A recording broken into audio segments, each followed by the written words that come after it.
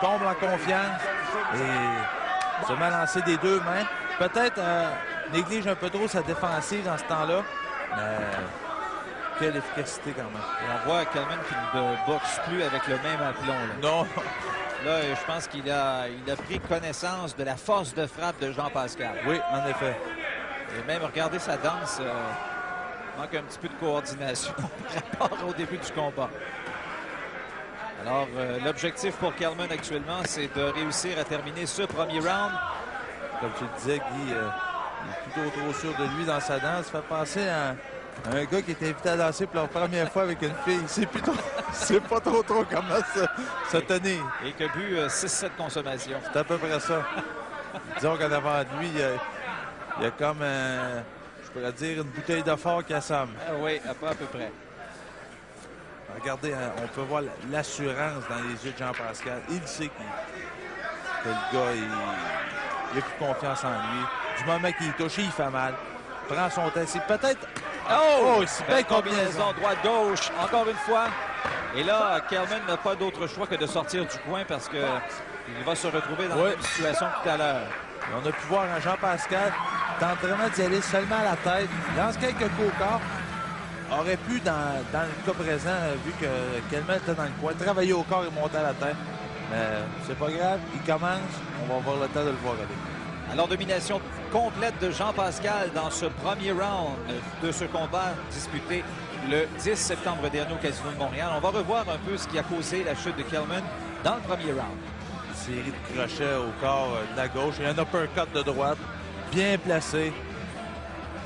Si on voit encore un crochet qui a porté au menton, au corps. Et l'uppercut qui était en plein sur la mâchoire. Et bien voilà, mission accomplie pour ce premier round. Si on a un bel exemple pour les jeunes qui veulent faire de la boxe et qui font des combats, de lancer des coups, On voit au niveau des statistiques, 69 coups lancés par Pascal, 27 ont touché la cible contre 7 seulement pour Kelman. Et on voit au niveau de l'efficacité, 39 contre 17. Alors, ce sont les statistiques BoxStat. Alors, deuxième round. Je rappelle que ce combat est prévu en 6. On peut voir que Kelman est plus nerveux, hein? Oh! Lance son jab nerveusement, sans le lancer pour toucher.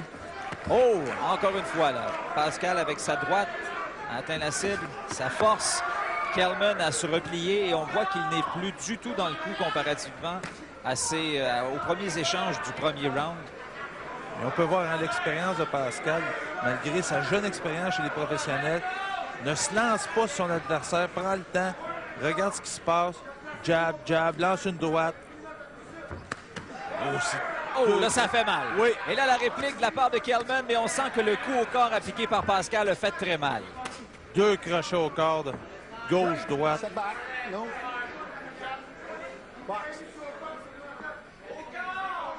Et puis on entend les gens crier au corps. Et bien là, Jean-Pascal, c'est devenu une séance de sparring un peu, là. Et là, il y a une chute. Jean-Pascal qui a glissé, oui. Sur le cycle du Casino de Montréal, où parfois plusieurs gens glissent là. Oui, il y en a qui glissent solide.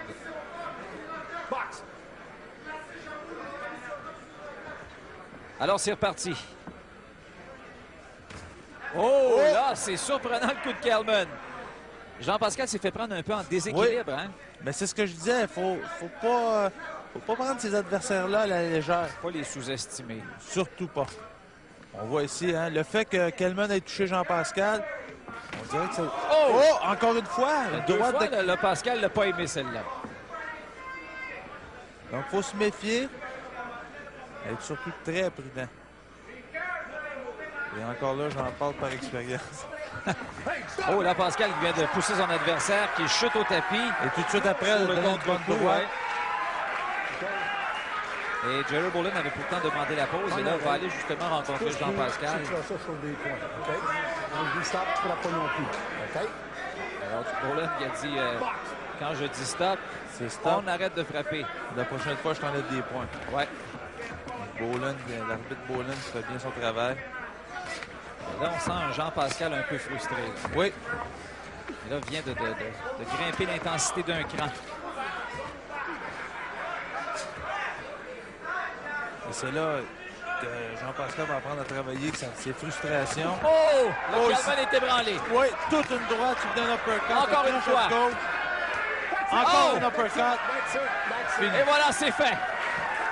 Eh bien, Jean-Pascal qui l'emporte au deuxième round parce que Ricardo Kelman en avait assez et je pense que la décision de Jerry Boland de mettre fin au combat était très appropriée. Oui. Ça donne rien qu'un gars soit étendu à terre puis on aurait pu arrêter le combat juste avant. Donc, ici, on voyait qu'il n'était plus dans le coup. Et ce serait probablement ramassé sur le tapis. Et ça donne rien de blesser des gars comme ça. Alors, je vous rappelle encore une fois que ce combat s'est déroulé le 10 septembre dernier au Casino de Montréal, où la finale impliquait Joachim Alcide. Oui.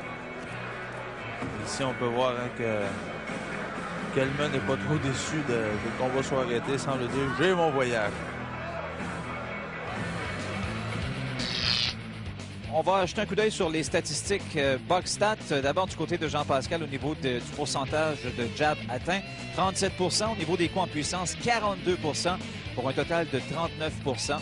Et on voit 50 coups appliqués en 127 tentatives, 12 seulement pour 59 tentatives de la part de Ricardo Kelman.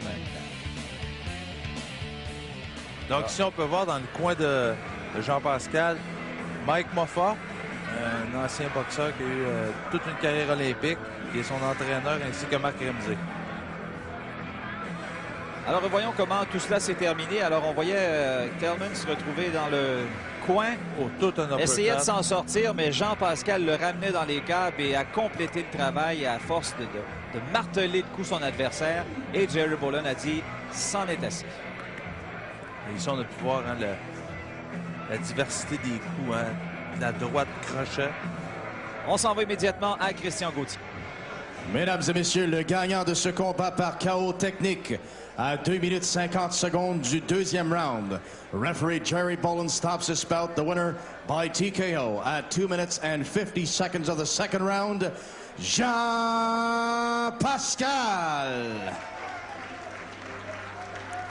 Une autre victoire par KO pour Jean-Pascal, une 5e en 6 combats. On s'en va maintenant au volet musical de notre émission avec une prestation du groupe Box Rock Band au Metropolis.